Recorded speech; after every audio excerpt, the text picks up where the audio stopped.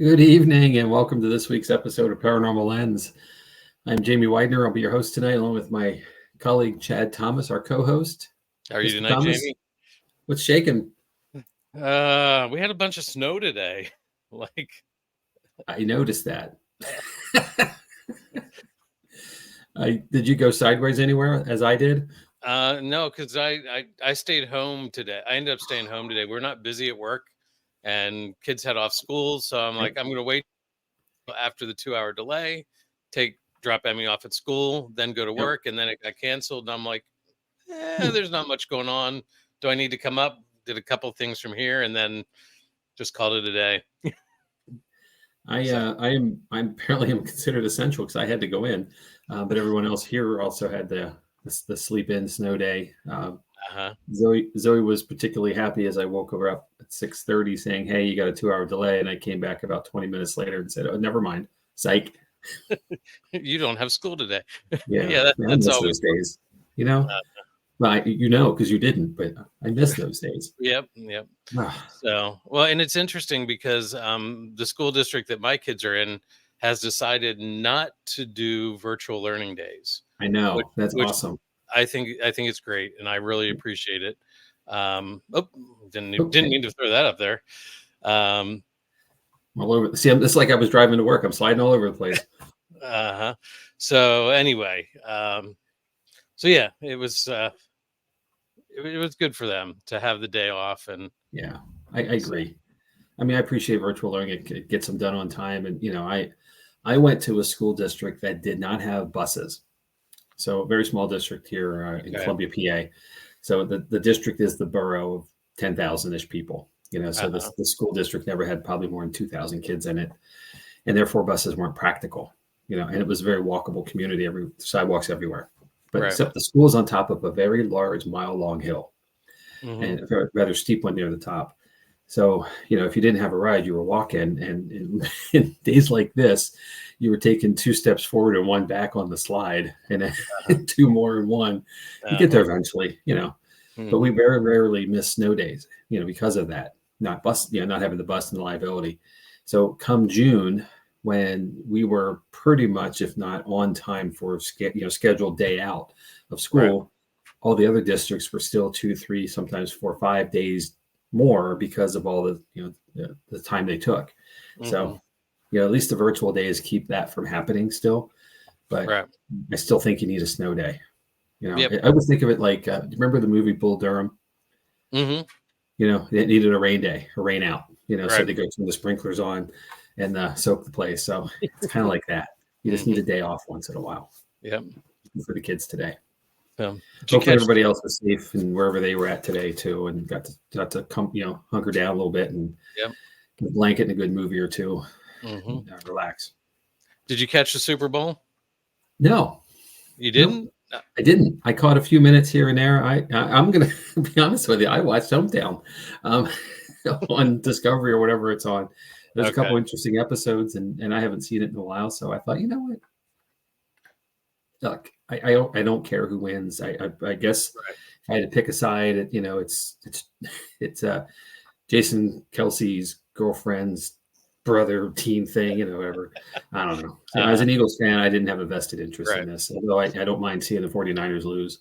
But yeah, you missed a moment there, Jamie, where Kelsey was in the coach's face. I mean, and I don't really appreciate this because he's supposed to be setting an example, so you get all these, you shouldn't be yelling at your coach, but I heard about this. Yeah. We had some people trying to figure out what he was saying to Coach Reed. And I think we got it.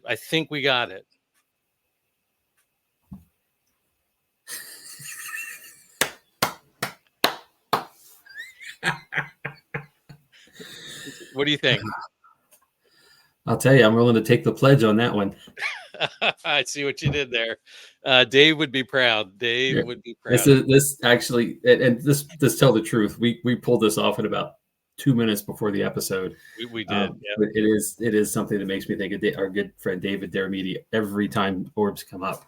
And him, the wonderful picture of him holding the bottle of, or the jar of pledge, can of pledge. Mm-hmm. Well done. Well done.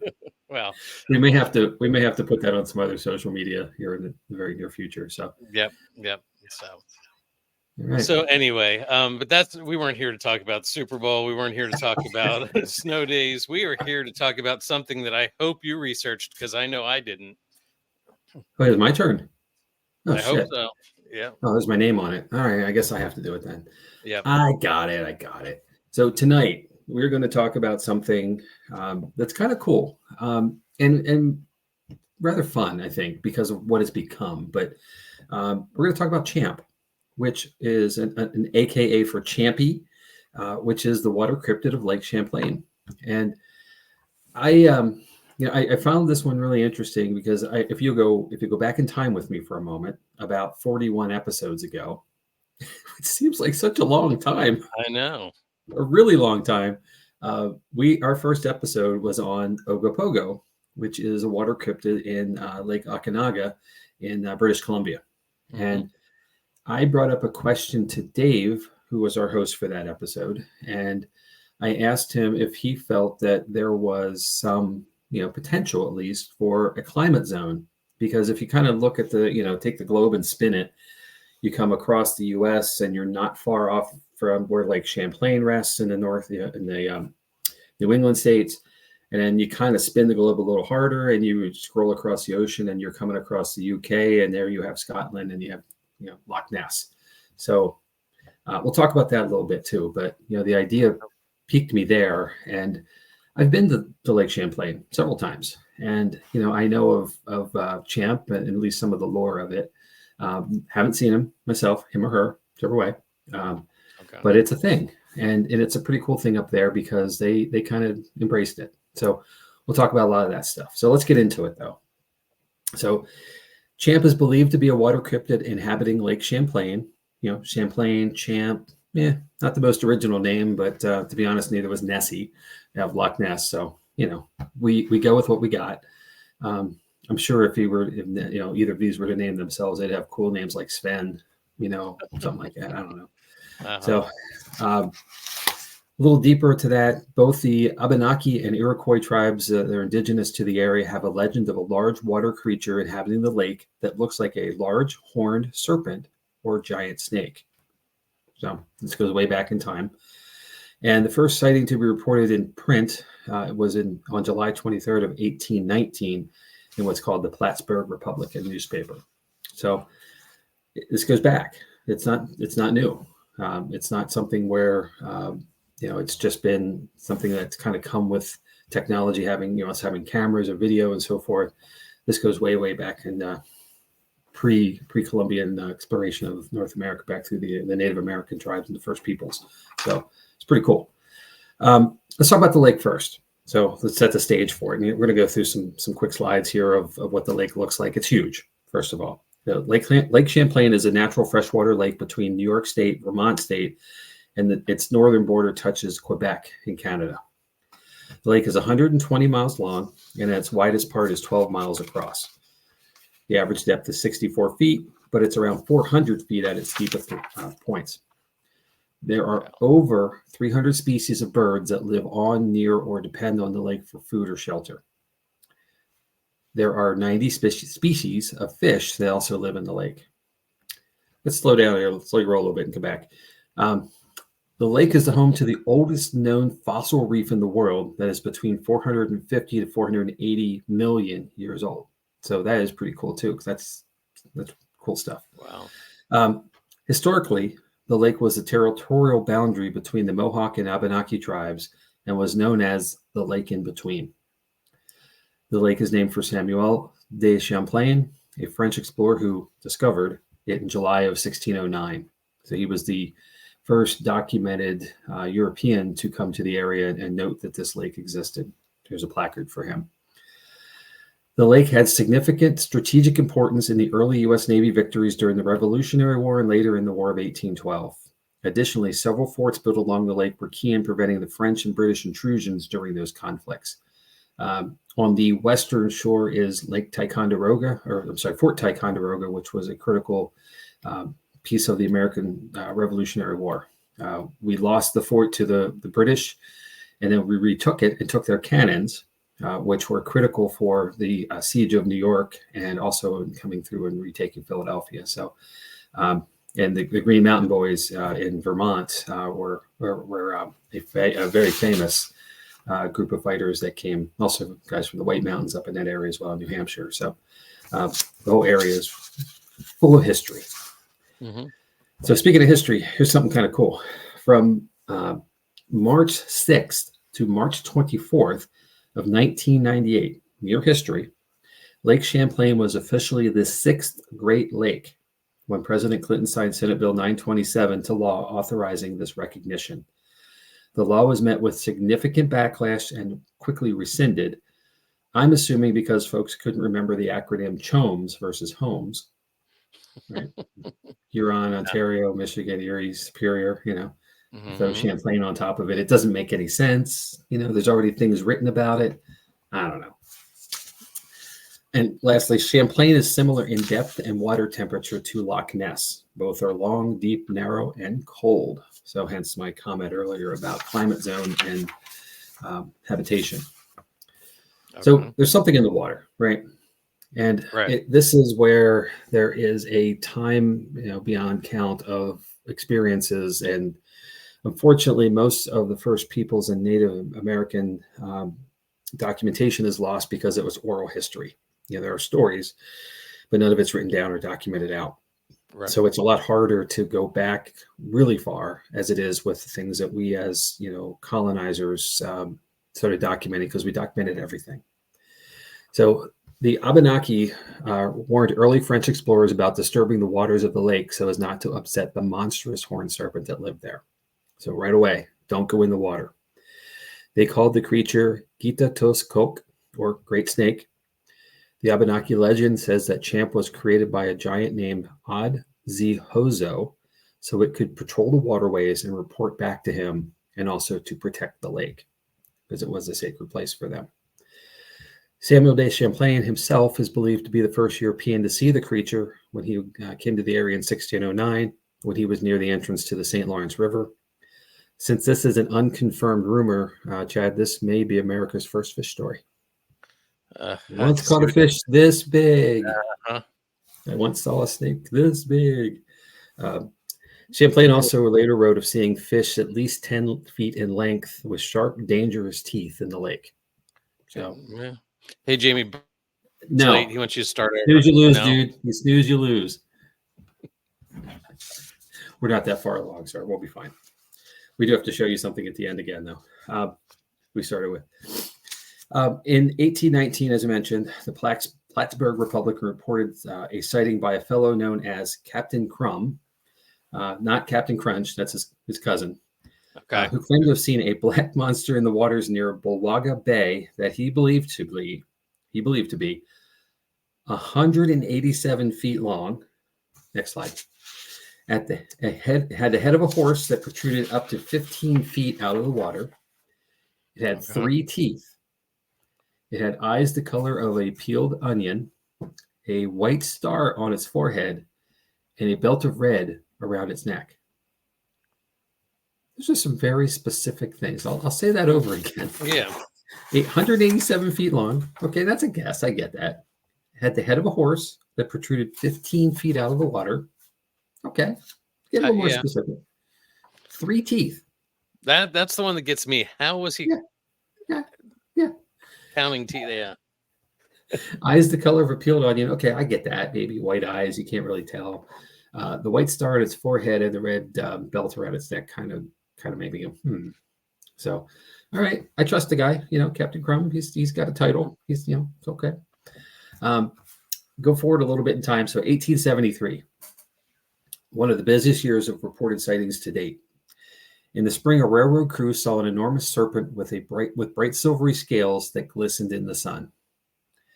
In July, Sheriff Nathan H. Mooney, and I just want to pull Ferris Bueller, Mooney, reported seeing on an enormous snake or water serpent that he believed to be 25 to 30 feet long. In August, the passenger steamship W.B. Eddy reported being either run into or being rammed by Champ and nearly overturned by the impact. Also in August, A Burlington, Vermont native named J.P. Farmer claimed to have seen a maritime monster while fishing on Shelburne Bay. He described what he saw as being an animal with a brownish body, seemingly from 12 to 15 feet in length and having a large head the shape of a bullputs, not a bull pit, but a bullput, P-U-T. I have no idea what that is. I could not figure it out. Okay. Pretty specific once again, though. He saw something he could recognize. Mm-hmm. So all of these sightings in that year prompted the famous showman P.T. Barnum to offer a $50,000 cash reward for, quote, the hide of the Champlain serpent to add to my mammoth World Trade Show. So in 1873, that's a lot of money, right? $50,000. That's a lot of money today. Yeah. Right? He never paid up because no one ever brought him the hide of the serpent or the monster. So he's still out there. And I don't know if that reward's still available or not. Maybe, right? Maybe. So in 1973, though, a tourist named Sandra Manzi snapped a picture of a long-necked creature emerging from the water. Next slide. Here it is. And the analysis of the picture by Arizona State University determined that it's not a fake or doctored image. So whatever this is, it's a legit picture. Unfortunately, before more investigation of the image could be done, the negative was lost. So any further analysis or study of the picture was not possible. And, back in 1973, everything had a negative. There was no digital files or anything. Right. Thankfully, it's not a Polaroid, at least, but, cameras had film in them, real film. And this is what she has. So she is on the shoreline, and it's a narrow point of the lake. Of course, you can see across it. But with it, this is something that's out there. So in July of 1984, 58 people on a sightseeing boat tour got a bit more than they expected when they had a champ sighting. Unfortunately, no one on board was able to get a camera up or had a video running, so there was no documentation of it. But 58 people all claimed to have seen something in the water that day on that excursion. Okay. So to date, there have been over 400 total reported sightings by over 600 people in or on the lake. Much like reported Loch Ness Monster sightings, the existence of champ is mostly only proven by grainy or out of focus pictures or videos. Nothing substantial that's clear and concise. So basically, champ's not posing for selfies. Right. And given that there is a general belief that there is something in the lake, it is also given that it must be champ. So this is where my experience comes in a little bit because, champ's like a phenomenon. It's a thing, it's embraced. So if nothing else, champ has promoted tourism to the Lake Champlain area for decades. Well, over 100 years for that matter. Champ is known, it has its own marketing campaign, and there's a ton of merchandise available.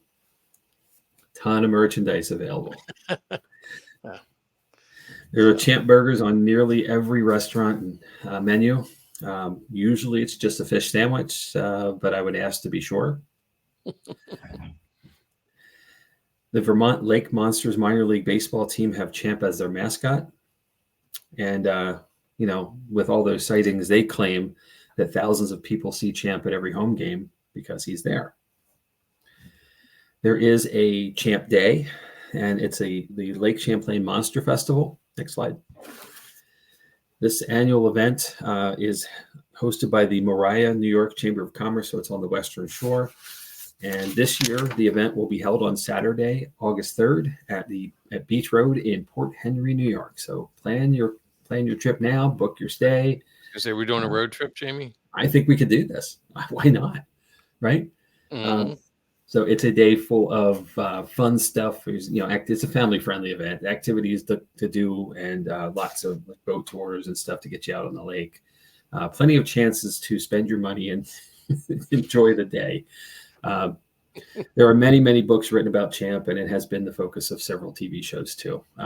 There is a folk song about champ as well. So there's a lot that, again, the area around the lake has really embraced the idea that there is something in the water, never been proven, never been seen really, other than a few eyewitness stuff here and there, but never anything documented. No body's ever been found. Mm-hmm. But they're still running with it and they're having fun with it, and they have a good sense of humor about it as well. and it's a great tourism drag to bring people to the area as well.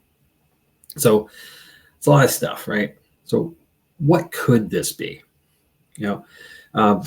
Based on many descriptions, champ could be what's called a garfish, which is in the same class as a sturgeon and crow to be quite large. Sturgeon themselves are also found in the lake, and they cannot be ruled out either because they can go up to, they can be 150 years old, first of all. This is a garfish, and they can weigh over 300 pounds. So that's a big fish, and if it pops up here or there, and you're not expecting it, it could be an odd experience. The mind wanders to what it could be, and bam, all of a sudden, I just had a champ sighting. Right. And it's really a natural phenomenon that's quite common to the lake. I actually owned a garfish at one point, Jamie. So you owned a garfish? I did own a garfish, yeah. Wow. Why? I had a 40-gallon aquarium, and it was a pretty fish. So okay, it was big. It didn't get it wasn't that big. I didn't mistake it for champ. Only because you didn't know, right? Exactly. Well, probably, yeah. So I always think of when people like garfish comes up, I always think of the B-52 song Rock Lobster. They start naming off fish. Like, is it in there somewhere? There are so many, and with all the species of fish, there's 90 different species of fish in the water. There could be a lot of things. This could be a pod or a pool of fish coming together and just breaking surface. Yeah. A lot of things that could be happening that, again, you only catch a glimpse. Again, everything that happens in the water is just attributed to champ immediately. So, where again, it could be a natural phenomenon. But this is interesting, and I thought about this for a while. And I'm going to hold the slide for a second because as we scrolled through, I showed you something, but I want to come back to it. But both Loch Ness and Lake Champlain have an underwater wave that's called a sicht that can throw debris from the bottom of the lake to the surface, possibly explaining the randomness of why unusual things appear on the surface, seemingly from nowhere. It should also be noted that normal objects can become quite distorted or unrecognizable when exposed to water for significant lengths of time. Next slide. So what do you really see here? Well, from the surface, I would see something that looks like a monster coming up. But from below the surface, I see a root or a tree branch or something. Exactly. And that's how it's quite easy to say that this is maybe champ from a distance, from a quick view. And, that's why I presented this, because it was in the slide as we were moving through, and right in front of what champ looks like. And here it is again, if you take a quicker look at it, or a longer look at it instead of the quick view, it's definitely something else. So other than these couple things, something coming up off the bottom because, it's the natural wave of the lake is pulling it up, or, regular debris that can be in the water at any point, no one really knows what else this is. Hence, there's a mystery of what champ is. Right. So, I said there's something in the water. Now I'm going to say it this way. Is there something in the water? And to wrap this up, much like the sightings of Nessie, the Ogopogo, and other water cryptids around the world, there are only a few grainy photos and shoddy videos to serve as evidence of these things existing, which leave many in doubt of their existence at all. Right? If you're a skeptic, you're going to say, well, that was that. And I think it's fair to be skeptical. I'm a skeptic in the paranormal field to begin with. I want some evidence. I want some proof. I will stretch my trust of things a bit further because of that, because not everything has a solid answer. But at the end of the day, I really want something tangible to say this is this or this is that. So we don't have a lot of that with champ. There's one grainy picture from, 40 years ago, 50 years ago now. Gosh, 50 years ago, dude. Yeah. Yikes. Yeah. And we didn't talk about this, but this was an enhancement of that photo, yes. Correct? Yeah, this was it was a bit of a better enhancement, colorized, better colorization, crispness of the image. It's the same picture both ways as the one before it. It's a little bit further out, so it's closer up. Again, tough to say what that could be. I mean, if you go to this, the slide, 2 slides before it, where we've got the floating piece that lines up. And this is a drawing, obviously, so it's not like it was the thing, but it could well be. Mm-hmm. So I have spent quite a few summers in Vermont on vacations. Over the last couple of years, I am wearing my University of Vermont Catamounts hat tonight in honor of that. But and I spent some good amount of time, on the shores of the lake, and I can tell you a couple things. One, it's beautiful, and if nothing else, you get a chance to go to New England or Eastern New York State, because technically it's not New England. If you go up there, you're definitely out of place. Right. Anytime you can get up there, and obviously the fall is a big thing because of the tons and tons of deciduous trees that are changing colors. It's beautiful. It's a rainbow of colors. But any time of the year, well, except for now because it's the middle of winter, it sucks. But because there's 2 feet of snow every day. But it is a beautiful place. The lake is vibrant. There is stuff to do in and on it all the time. And if nothing else, go see it. In the best case, you get a champ sighting. Worst case is you get a cool time and you get to relax and enjoy nature and the coolness. I'm not plugging the state of Vermont, but I'll plug the state of Vermont to say it's a really cool place as well. There's a zillion things to do, and it's pretty cool. So how big the lake is allows you to believe that something could be in it. 120 miles long, 12 miles wide at its widest peak or point. And it's a lot of square miles of water, and being that it is up to 400 feet deep, I can certainly see how a 10 or 20 foot long cryptid could be in it. Right. It's very plausible. And then, again, going back to the point I made at the very beginning, given the similarities in the latitude and the water conditions to those in Loch Ness for Nessie and Canada's Lake Okanagan for Ogopogo, it is theoretically possible that there is a climate zone here that is hospitable to such creatures so they can exist today. Mm-hmm. And, I can tell you this without a lot of fact, but, if you were just to start Googling water cryptids, you'll get a lot of stuff around the world. And there seems to be a similar climate zone in South America, Southern Africa, and Australia as well, to the southern end of the southern hemisphere. So where cryptids are at least reported. So I don't know if that's, I can't put an alignment to it because I haven't researched it enough, but that might be something for the future. Right. Might be a good time to have Dave come back in and give us something on that too. It's one of his passions. So Dave, if you're watching, we miss you. Hope you're well.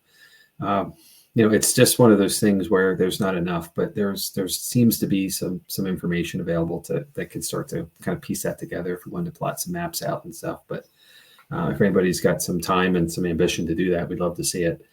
I do not have the time. I'd love to have you. I have the ambition. It's not the time. Exactly. Right. There's enough. So that's kind of where I'm at with this, Chad. Okay. And it was fun for me because I've been there, and I've been at the lake and I've had time on it and around it. Knowing that Champ might be out there, of course, I'm keeping an eye on the water more perhaps than I would have any other place I've been. But it wasn't like I was sitting there staring at it. There's just so much cool stuff. Oh, hey, look at this. Nice.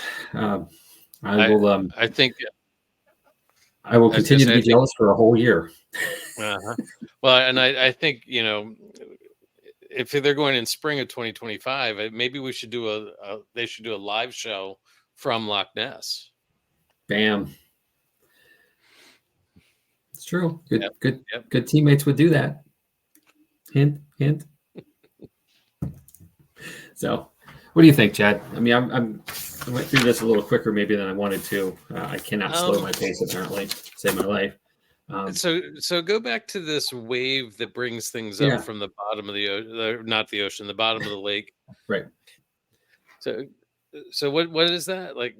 So it's a wave, and it goes. It is as I understand, a north-south wave. So it travels through, or north to south, and it comes down the lake. So as it pulls through, it actually kind of serves as like a tumbler, and it can, if there is debris to be picked, it can pick debris off the bottom and then push it up in its upward motion to the surface, and then of course it would turn it over, just like a wave. When you see a wave cresting, how it crashes, the peak of the wave actually turns over. It hits the beach and then it starts to pull itself out on the undertow. So the idea of that tumble is prevalent, and therefore it can again pull stuff out or up. and make it be visible Right. at the surface. There's a lot. There's a lot of people living near the lake, Right. especially the northern tier of the lake. As it gets through the Burlington area, you got Ticonderoga on the western shore, and you've got Quebec to the far north.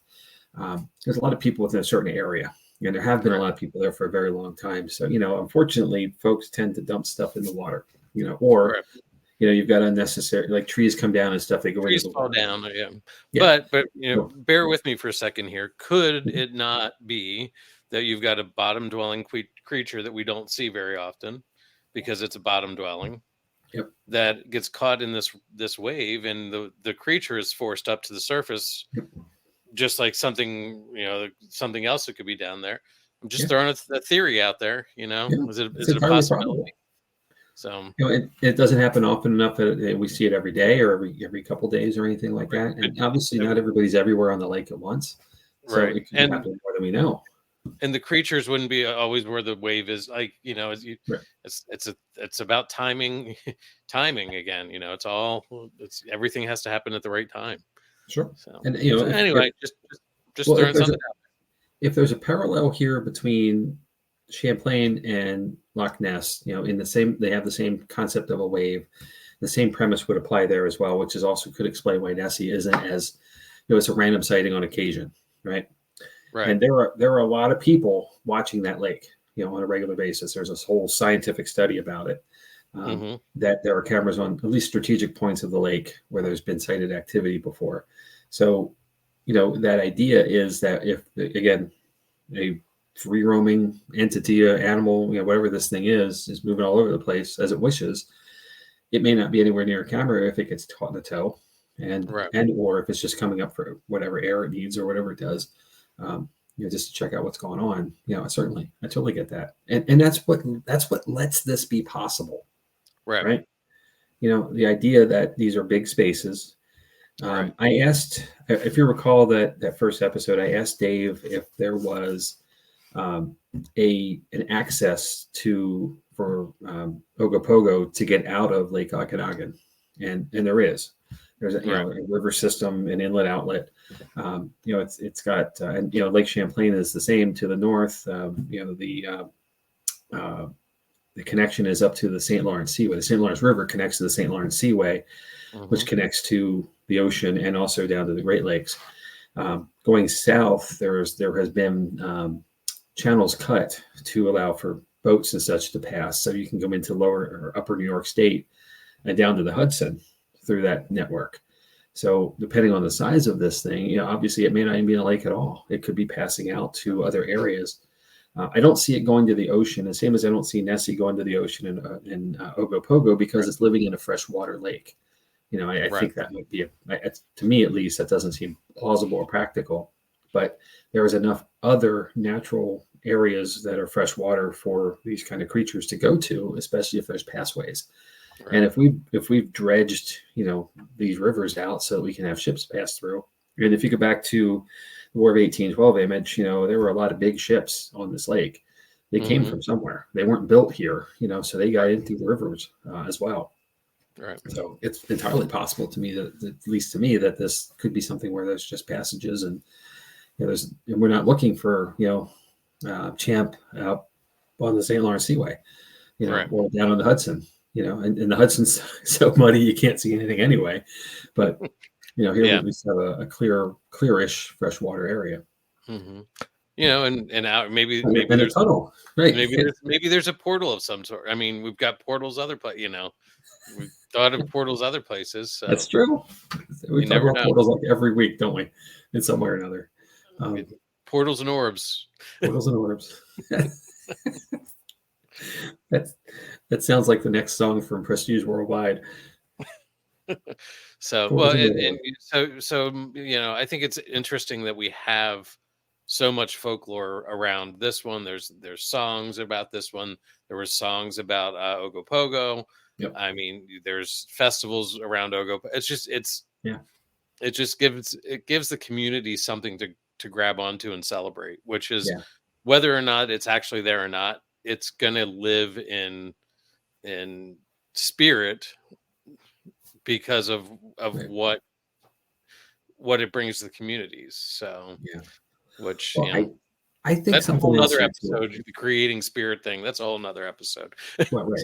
But we embrace the strange, right? Mhm. We embrace the unique, the unusual, and this is that kind of story. We like a story too, Right. As people, we generally like a story, a good story. And this one has that. It's mysterious. It's there's some credible people who've willing to step up and put their name on it. The Right. sighting. Groups of people are having experiences. So it lets you think that you could be the next one if you're there. And Mhm. these communities, the Champ Day event, is hosted by Chamber of Commerce.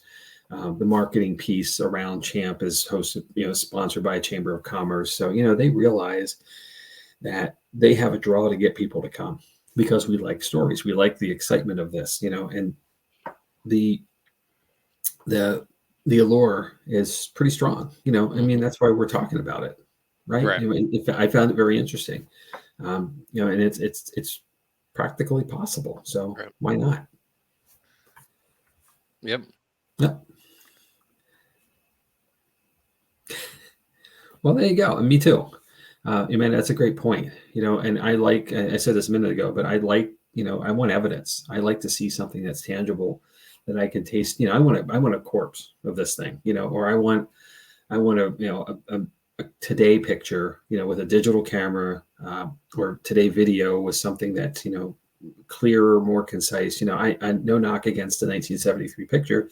I'm sure that was a state of the art camera back in the day, but it's technology that's really old to us now, and we can't do anything to improve it, unfortunately. And the negative's gone, and Yeah, even if the negative was here, there's probably only so much we can do. Again, Right. It's just old technology. We've moved on. In so many ways with good stuff. The things that we obviously we carry way more tech here than spaceships have Right. back in the day from the 70s as well. So we got people to the moon and back on less tech. So I'm in the same spirit with you there, Amanda. But I also want to believe in it. So that's why I'm going to go back. So there was with Ogopogo, there was a brewery that did an Ogopogo beer. What is there one that does a champ beer or champy beer? Well, everybody has something, I was gonna say, you may have to research that when you go back, Jamie. Yeah, well, there's on the Vermont side, there's a lot of cideries as well. So okay, you can't go wrong with anything. True. In Burlington, is a pretty big place, right? It's a major city. The university is there, the home campus of the university, and I don't remember the population off the top of my head, but it's a lot. And it's an established city. So with that, they have a waterfront events place, where you can get down and hang out at the shoreline.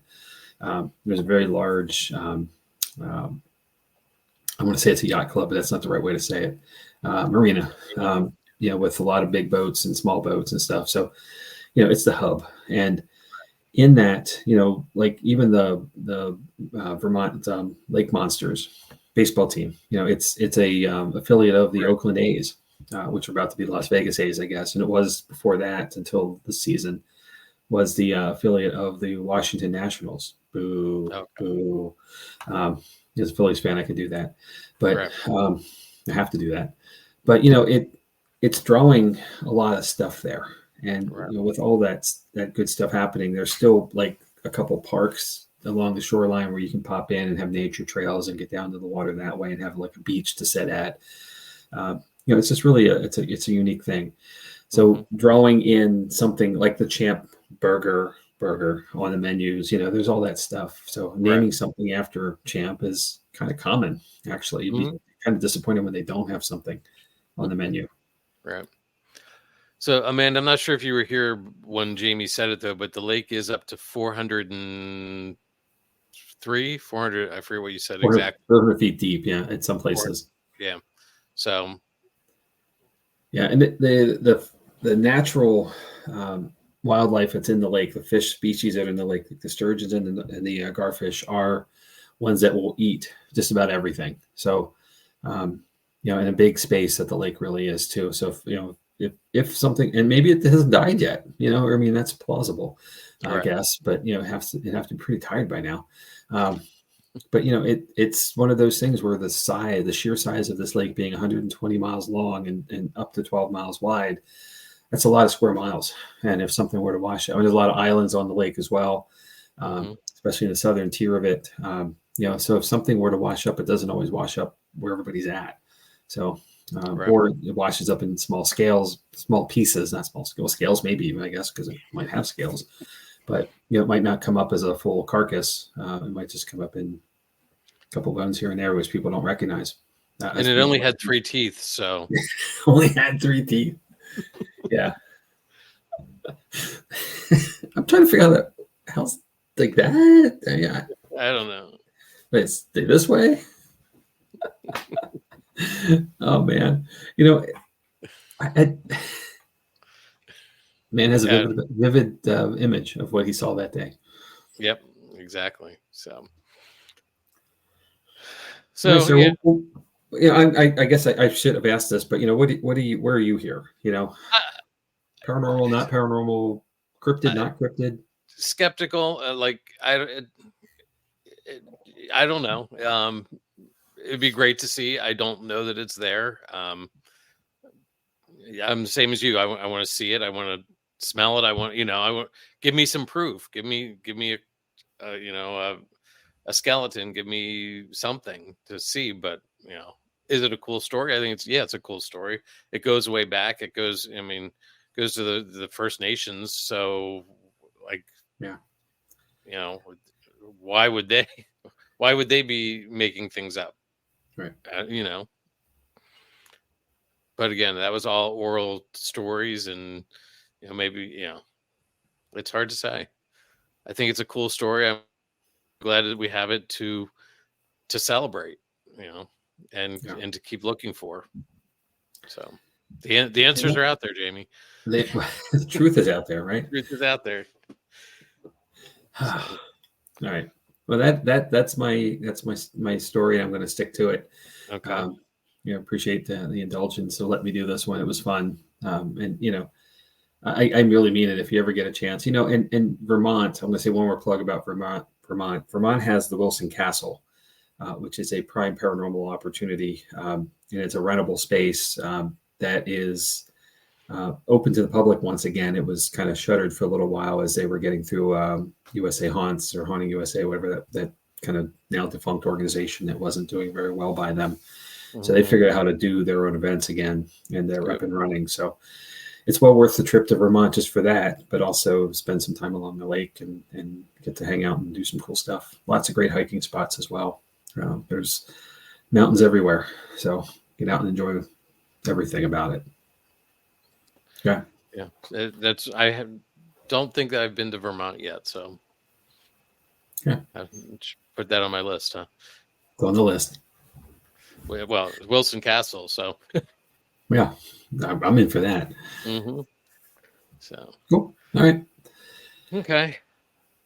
Let's see. I did get to see John Covey this weekend. I got up and saw him up at the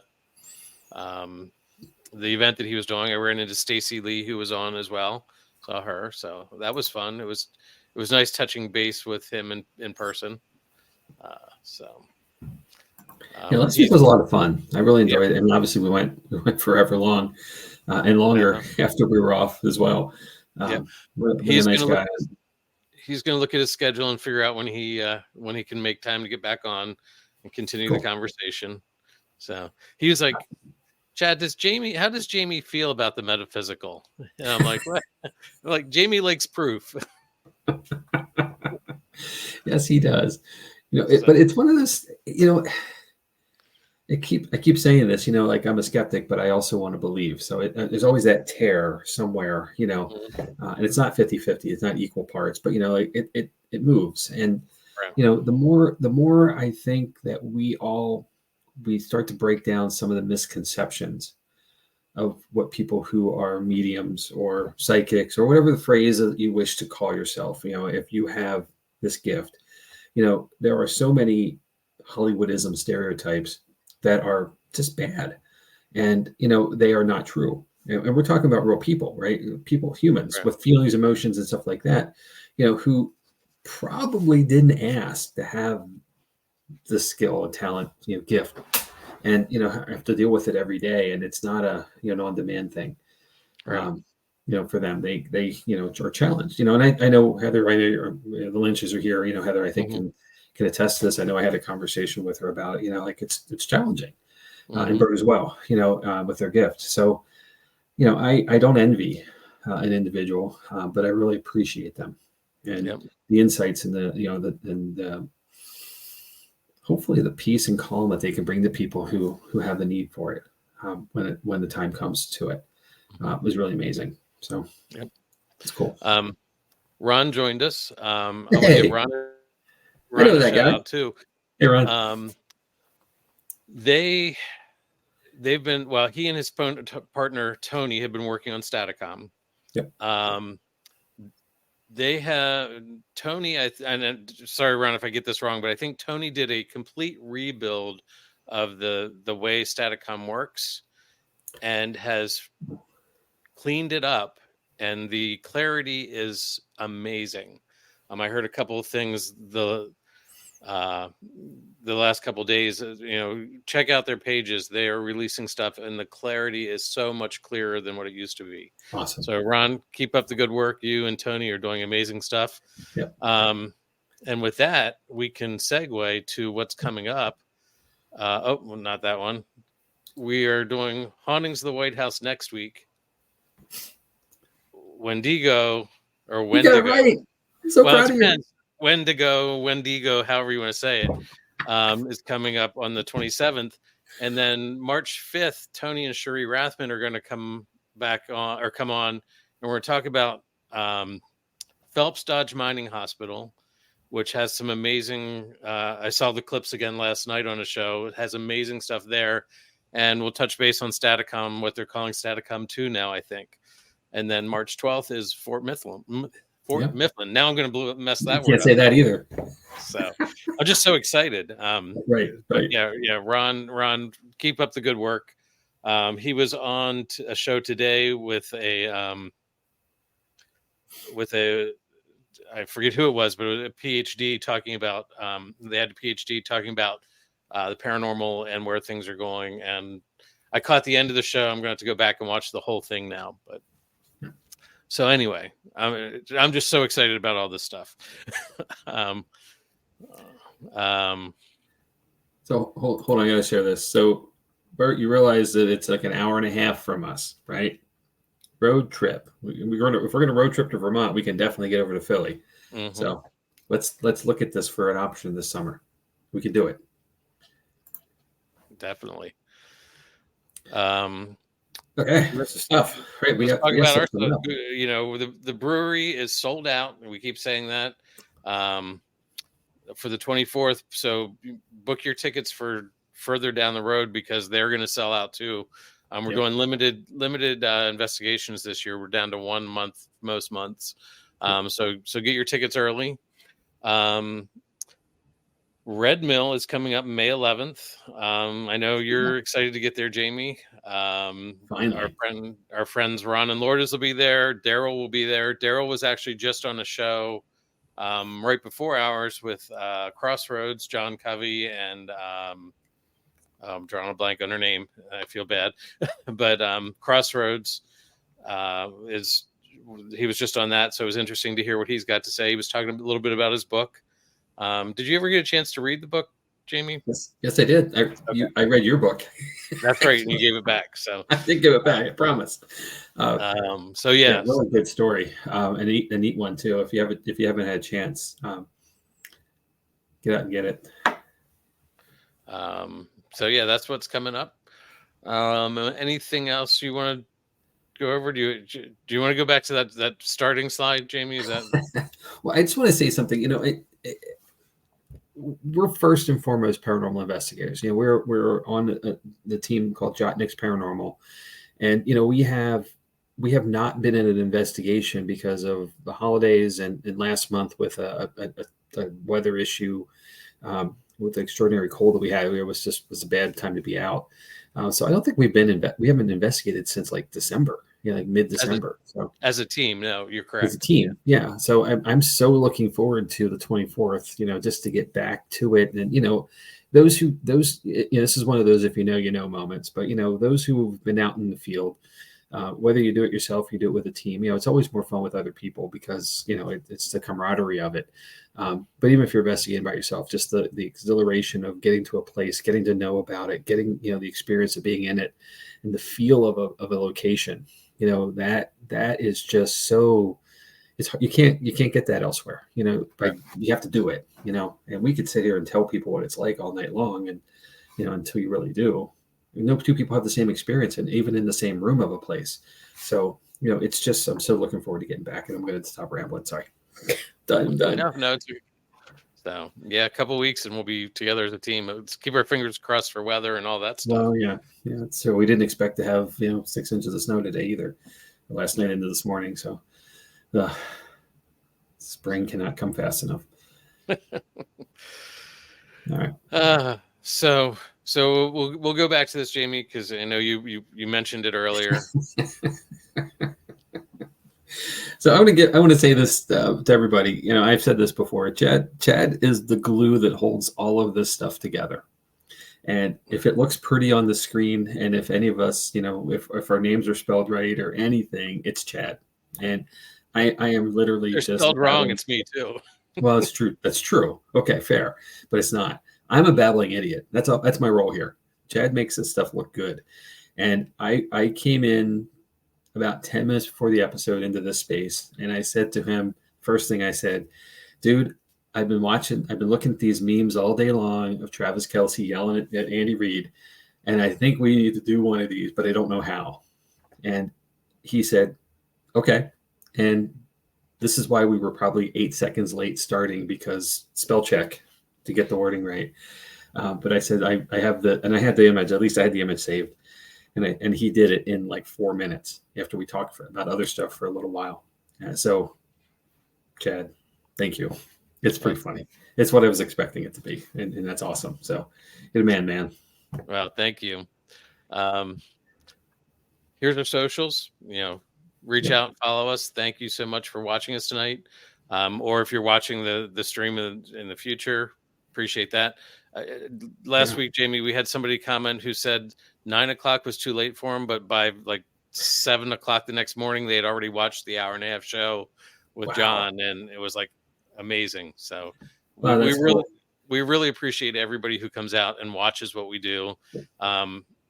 We have a lot of fun with it. It's something that's become important to us. I think I feel like, I need to be here on a Tuesday night. So it's really become important. And we appreciate it. There's a lot that goes into this, and we wouldn't be here if the folks weren't showing up with us. We probably would have said, I said this a couple weeks ago. I've purchased more books and more stuff, and I've invested more time in things in the paranormal field because of this, and I've learned and expanded more, in the last 42 episodes than I would have if I wasn't doing this at all. And I appreciate that. And I want to say thanks to David Deramiti once more, our original co-host. Dave, we miss you, of course. I hope you're well and successful in your endeavor there. That took you from us here. But, when we sat down to do this was about a year ago. And, the thought of what this could be and what we were going to do, and we had no clue.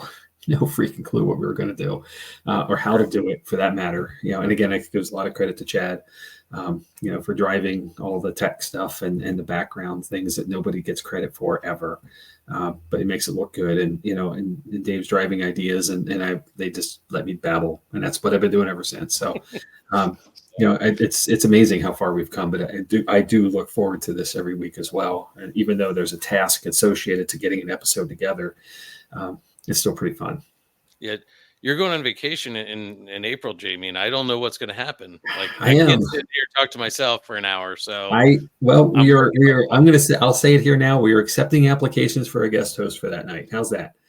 So I got something in the works that everybody would be happy about, but as a backup plan, we can talk about that. I might chime in, but I will be honestly with you. I'm going to be at Walt Disney World that week, so if I chime in, I'll be standing in front of the Haunted Mansion, I promise, but I probably won't because I'll be having fun with the family and everybody. So, yeah, we got to figure that one out. But I say we have time, but we have exactly 2 months, right? So, now I'm in panic mode, Jamie. Yeah, it's okay. You got this. What's the worst that could happen? We don't have a show that night. I say that, here it is. So it could be okay. It's going to be okay. So, all right. Well, again, thank you to everybody. We're going to wrap this up. Jamie, any last minute thoughts? Just thanks everybody for joining us. We look forward to seeing you next week. And the hauntings of the White House is a pretty exciting one. So looking forward to it, Chad. Bring it home. All right. Well, we will see everybody in a week. Thank you. Good night. Good night.